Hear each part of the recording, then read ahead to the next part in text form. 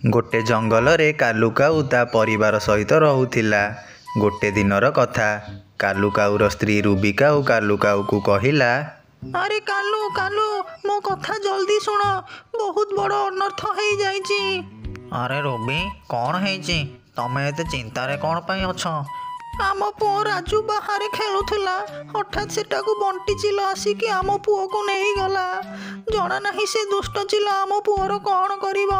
तमे जल्दी जाइकी से दुष्ट चिल पाखर आम पुओ को नहीं आस, नहले से चिल आम पुओ को मारिकी खाई जीव। हे भगवान मु एबे कौन करिबी? से दुष्ट चिल पाखर मो पुओ को केमिति बंचेबी? ठीक अच्छे रूबी तमे एठी थाओ, मु जाउची से चिल पाखको। यह कहीकि कालू काऊ संगे संगे बंटी चिल पाखकू गला।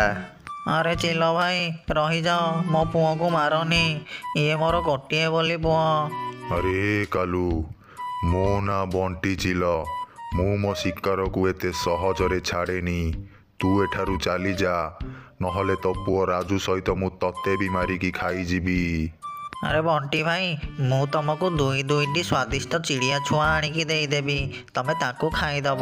ता बदल तमे मो पुओ को छाड़ी दियो। दुईटी चिड़िया कथा शुणिकी चिल मुहरे पानी आसीगला।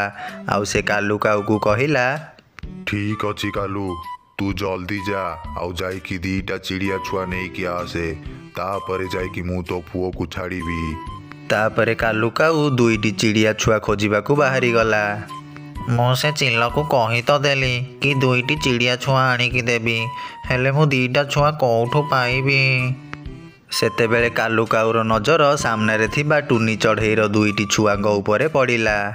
अरे बा ये तो टुनी चढ़ेईर छुआ माने, ये तो एबे बहुत छोट अछंती, ना तो एमाने उड़ी पारिबे ना तो जोर जोर रे चिल्लाई पारिबे।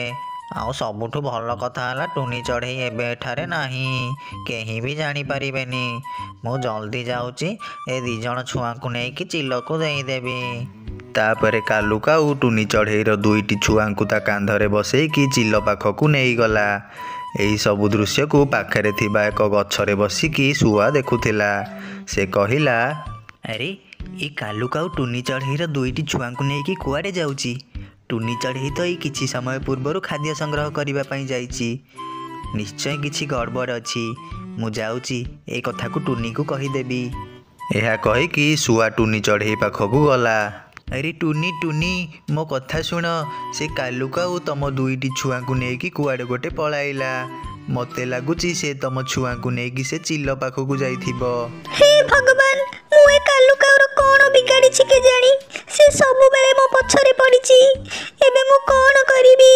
से जदी मो छुआ को चिल पाखकू नै थिबो ताहले से चिल मो छुआ को मारी की खाई दबो। सुआ भाई मु जाउछि से चिल पाखकू। अरे टुनी तमे जदि एका सेठाकू जीव ताहले से चिल तम छुआ मानक सहित तमको भी मारिकी खाई जीव। मु को चिल फिल को डरेनी, मते एबे मो छुआ को जीवन बंचेबा को पड़िबो। मु जाउछि। तापरे टुनी चढ़ेई चिलर बसा आड़कू गला। अरे कालू तू मो मन पूरा आज खुशी करिदेलु। एबे मु ए चिड़िया छुआंकू बहुत आनंद रे खाइबी। हाँ चिल भाई तमे एबे जल्दी ए दी जण को खाई दियो, आउ मते ओ मो पुओ राजू को छाड़ी दियो। बंटी चिल से दी जण छुआंकू खाइबाकू बाहरी थाए। सेतेबेले सेठाकू टुनी चढ़ेई आसी पहुँची गला। अरे ए चिल तू मो छुआ को छाड़ी दे, नहले मु तते आउ ए कालू काऊ को जमा भी छाड़ीबिनी। अरे गोटे छोटो चिड़िया ए बंटी चिल को डराउछि। हा हा हा हा हा हा हा। अरे ए चिल तू जदि एबे सांगे सांगे मो छुआ दी जण को न छाड़ीचु ताहले मु तोरे बसा को भांगी देबी, आउ कालू काऊ मो तो पो राजू को भी मारी देबी। अरे टुनी चुप कर, तू बोधे बंटी चिल को जानिनु। तू जदि ता सहित पंगा नबो ताहले से तो छुआ मानक सहित तते भी मारिकी खाई जीव। एमिति केबे भी हेई परिबोनी कालू काऊ। यह कहीकि टुनी चढ़ेई सेठारू चलीगला। किछि समय परे टुनी चढ़ेई गोटे काठरे निआं लगाईकि सेठाकू आनिला। आउ कहिला, चिल तू मो छुआ मान को छाड़ी दे, नहले मु ए गछरे निआं लगेई देबी, आउ तू ए निआं रे जळी की मरी जीवु। अरे टुनी तू जदि ए गछरे निआं लगेबो ताहले आम सहित तू आउ तो छुआ माने भी जळी की मरी जिवे। मते किछि भी फरक पड़िबोनी कालू काऊ। आउ जदि ମୁଁ ଏମିତି ନ କରେ ତାହେଲେ ବି ଏ ଚିଲ ମୋ ଛୁଆମାନଙ୍କୁ ମାରିକି ଖାଇଯିବ। ୟାଠୁ ଭଲ ମୁଁ ଏ ଗଛରେ ନିଆଁ ଲଗେଇ ଦଉଛି, ଆଉ ମୁଁ ବି ଏ ନିଆଁରେ ଜଳିକି ମରିଯିବି। ଆରେ ଚିଲ ଭାଇ, ତମେ ଏ ଟୁନି ଚଢ଼େଇ କଥାରେ ଜମା ବି ବିଶ୍ୱାସ କରନି। ଏ ଟୁନି ମିଛ କଥା କହୁଛି। କାଲୁ କାଉ ଏତିକି କହିବା ମାତ୍ରେ ହିଁ ଟୁନି ଚଢ଼େଇ ସେ ଗଛରେ ନିଆଁ ଲଗାଇ ଦେଲା। ନିଆଁ ଧୀରେ ଧୀରେ ତଳୁ ଉପର ଯାଏଁ ବଢ଼ିବାରେ ଲାଗିଲା।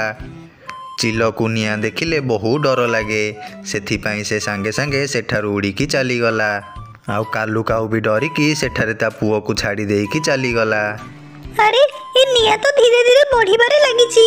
ମତେ ଜଲ୍ଦି ମୋ ଛୁଆମାନଙ୍କୁ ବଞ୍ଚେଇବାକୁ ପଡିବ। ହେଲେ କାଲୁ କାଉର ପୁଅ ରାଜୁ, ସେ ତ ବହୁତ ନିରୀହ।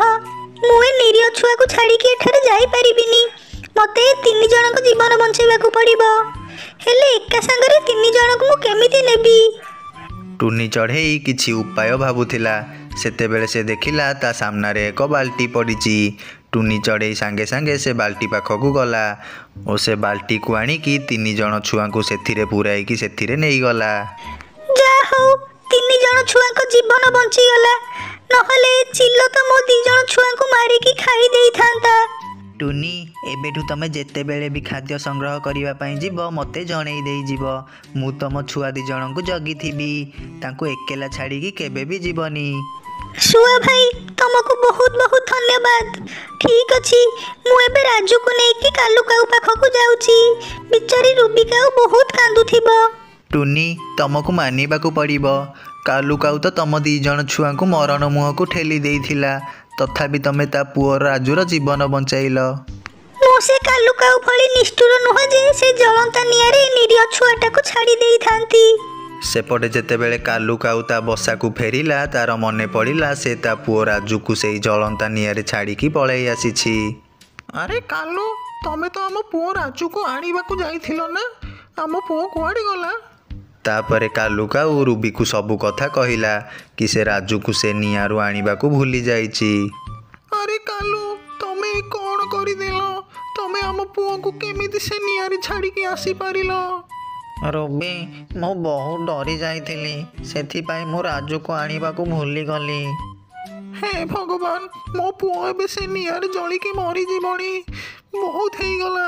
ମୁଁ ଏବେଠୁ ତମ ସହ ଆଉ ରହିବିନି। ମୁଁ ଯାଉଛି ମୋ ବାପ ଘରକୁ। ନାଇଁ ନାଇଁ ରୁବି, ତମେ ଏମିତି କରନି। ଏବେ ତ ରାଜୁ ବି ମୋ ପାଖରେ ନାହିଁ। ମୁଁ ଏକା ଏବେ କେମିତି ବଞ୍ଚିବି? ତମେ ମୋତେ ଛାଡ଼ିକି ଯାଅନି। କାଲୁ କାଉ ଓ ରୁବି କାଉ ଏମିତି କଥାବାର୍ତ୍ତା ହେଉଥିଲେ। ସେତେବେଳେ ସେଠାକୁ ଟୁନି ଚଢ଼େଇ ତାଙ୍କ ପୁଅ ରାଜୁ କାଉକୁ ନେଇକି ଆସିଲା। କାଲୁ, ତୁ ନିଷ୍ଠୁର ହେଇଥାଇପାରୁ, କିନ୍ତୁ ମୁଁ ତୋ ଭଳି ନୁହଁ। ମୁଁ ମୋ ଛୁଆମାନଙ୍କ ସହିତ ତୋ ପୁଅ ରାଜୁର ବି ଜୀବନ ବଞ୍ଚେଇ ଦେଲି। ରାଜୁ କାଉକୁ ଦେଖିକି କାଲୁ କାଉ ଓ ରୁବି କାଉ ବହୁତ ଖୁସି ହେଇଗଲେ। ଟୁନି, ମୋତେ କ୍ଷମା କରିଦେ। ମୁଁ ମୋ ପୁଅର ଜୀବନ ବଞ୍ଚେଇବାକୁ ଯାଇକି ତୋ ଛୁଆମାନଙ୍କୁ ବଳି ଚଢ଼େଇ ଦେଉଥିଲି। ବନ୍ଦ କର କାଲୁ, ତୁ ସବୁବେଳେ କିଛି ନା କିଛି ଭୁଲ କରିକି ପଛରେ ମୋତେ କ୍ଷମା ମାଗୁଛୁ, କିନ୍ତୁ ଏଥର ମୁଁ ତୋତେ ଜମା ବି କ୍ଷମା କରିବିନି, କି ଆଜିଠୁ ମୁଁ ତୋ ସହିତ କେବେ ବି କଥା ହେବିନି। ଏହା କହିକି ଟୁନି ଚଢ଼େଇ ସେଠାରୁ ଚାଲିଗଲା। ତ ସାଙ୍ଗମାନେ, ଏ କାହାଣୀରୁ ଆମକୁ ଏହା ଶିକ୍ଷା ମିଳିଲା କି ଆମେ କେବେ ବି ସ୍ୱାର୍ଥପର ହେବା ଉଚିତ ନୁହଁ। ତ ସାଙ୍ଗମାନେ, କେମିତି ଲାଗିଲା ଏ କାହାଣୀ? ଏମିତି ମଜା ମଜା କାହାଣୀ ଦେଖିବା ପାଇଁ ଆମ ଚ୍ୟାନେଲକୁ ସବସ୍କ୍ରାଇବ କର ଆଉ ପାଖରେ ଥିବା